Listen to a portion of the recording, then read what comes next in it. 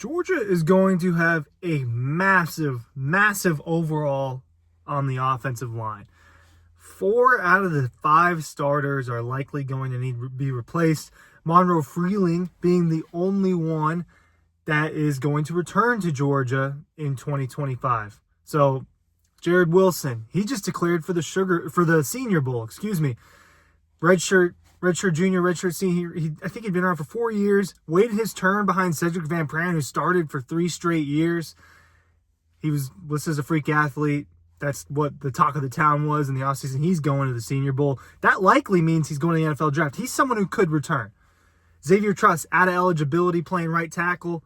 He's going to be gone. Tate Ratledge and Dylan Fairchild, both All-American offensive guards, entering the NFL draft, this 2025 NFL draft. So Georgia needs to replace 4 out of 5 starters, potentially 3, depending on what goes on with Jared Wilson. But from what I understand, this is not a super strong center draft, and it could be an advantageous move for Jared Wilson to go ahead and say, you know what, I know I don't have a lot of experience, but if I have a good enough grade, I'm going to be one of the first centers off the board. That's what Georgia's dealing with now this offseason. They're going to have to replace 4 guys on that line. And you assume Monroe Freeling will, at the very minimum, fight for one of those spots.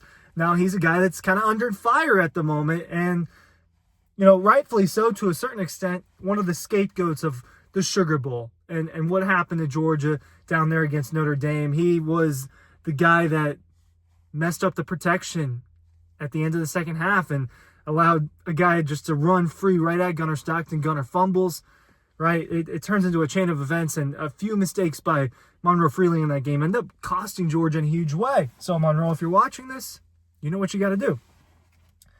But 2 All-American guards. Tate Ratledge, obviously a 4-year starter at Georgia. 21, right? I say 4-year starter. He really started 3 years, but he would have started that other year in 21 because, he ends up getting that lower body injury, only plays in that Clemson game. He ends up having a season-ending injury that year. Xavier Truss, a guy who'd been around since 2018, 2019, a 6-year guy, older guy, just someone that took advantage of his COVID year in his red shirt. Dylan Fairchild, 4 years and out, kind of the ideal situation for a lot of players, and that ends up being the situation for him. So, massive overhaul at this position. Ryan Curley from Dawg Post, is it going to get better? Is it going to get worse? There are some serious effects of this offensive line. Now, before I, criticize and dive into the offensive line and kind of what they might do in the future, things that we need to remember.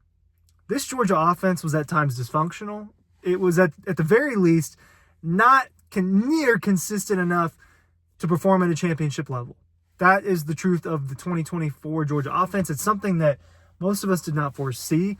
We saw Georgia's offensive game just getting better and better these last couple of years. 2023 was still a really good offensive year. Obviously, you have guys like Brock Bowers and Lab McConkey. Carson Beck is playing to the point to where people are like, yeah, that guy could totally be the first overall pick in the 2025 NFL draft. And then this offense, it deals with injuries. I don't like to put too much blame on the injuries. It's a part of what happens, and Georgia's overcome that over and over again. So I don't love hearing that too much, and I don't like explaining that too much, but it is part of the deal.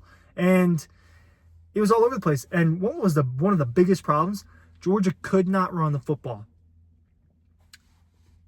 This is the worst statistical rushing year in almost 20 years for the Georgia Bulldogs. I believe it's 2006 is the last time that Georgia ran this poorly. And part of that is a reflection on the backs. Now, to me, that's where the injuries come into play a little bit more. Offensive line, obviously, you had Ratledge dealing with injuries, and Jared Wilson dealt with an injury. But this run game was bad. And part of that is on these guys who are leaving now. They got beat up front in a handful of games, and Georgia couldn't run the ball well at all in a few of these games. And it ultimately, the games in which Georgia struggled to run, they lost those games. And now these guys are going to be replaced. Ernest Green is likely coming back unless he hits the portal. I don't know. So that's a guy that has starting experience. Micah Morris, another guy. So that's where your strengths are. And Monroe Freeling in terms of experience, I think you can get 3 guys on that line with experience. Micah Morris being at guard. Ernest Green, maybe you move him to guard. He's played tackle. Monroe Freeling playing tackle. At center, if Jared Wilson does choose to leave, it would be Drew Bobo, I believe. Mike Bobo's son. He was a redshirt sophomore this year, so he'll be a redshirt junior in year 4 this coming season. He started a couple games in Jared Wilson's absence, so he's got some experience as well. And then at the other tackle position, you're looking at possibly Bo Hughley, who will be a redshirt sophomore this coming year. It could, there's some freshmen as well that are going to be in contention for these guard and these tackle spots. Daniel Calhoun, true freshman from this past year. Michael Unini, Nair Daniels. I think all of those guys are in contention for a couple of these spots. But listen, the truth of the matter is these guys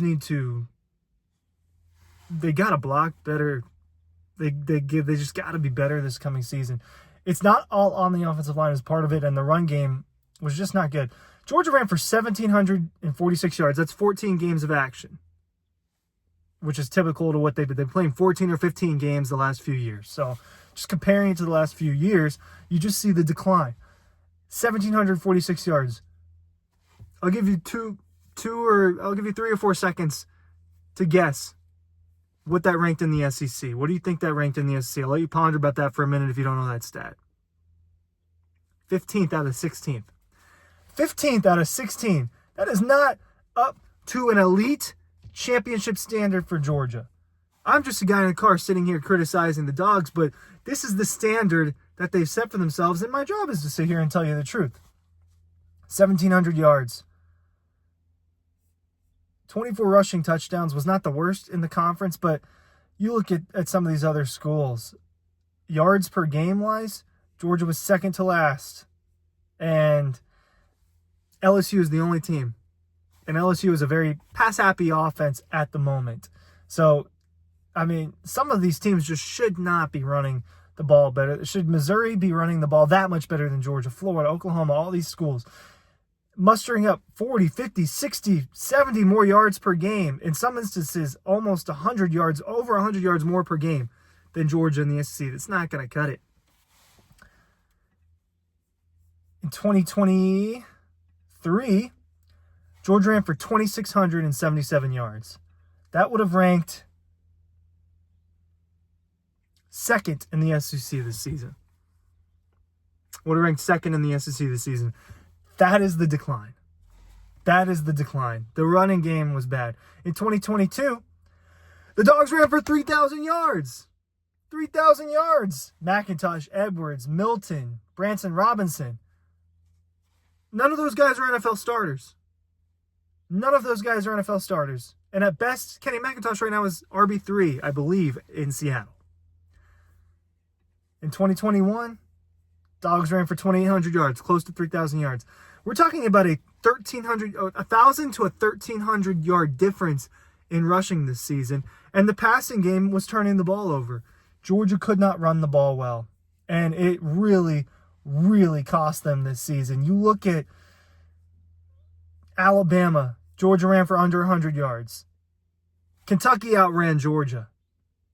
Notre Dame, Georgia ran for under 100 yards. They lost that game. They got outrushed by Georgia Tech. Went to 8 overtimes and almost lost to the Jackets that day. At Ole Miss, the leading rusher was Nate Frazier with 47 yards. That was the worst leading rusher mark of the season for Georgia. It's a position room that they're going to be asking a lot of Drew Bobo. I assume they're not getting anyone in the portal at this point, but Drew Bobo, Bo Hughley, Micah Morris, Monroe Field, these guys, especially the ones who have some experience, it's got to be better in 2025, or Georgia again is going to lose 3 games, is going to deal with heartbreak in the college football playoff, and is ultimately not going to reach that end goal that it really wants, which is to, at the very least, make the national championship, win the national championship. To me, it's amazing that this team won the SEC championship. A defense that was good enough for them to win, and an offense that had the tools and ultimately just couldn't do it. Just didn't do it. Part of that goes on the line in the running game coordinator, all of it. But to me, I look at these rushing stats and I say, the overhaul, on paper, it feels like a bad thing. Ratledge, Dylan Fairchild, Jared Wilson. So my question is this going to get better or worse? Because this offensive line is going to be brand new. That's my question. Thanks for watching.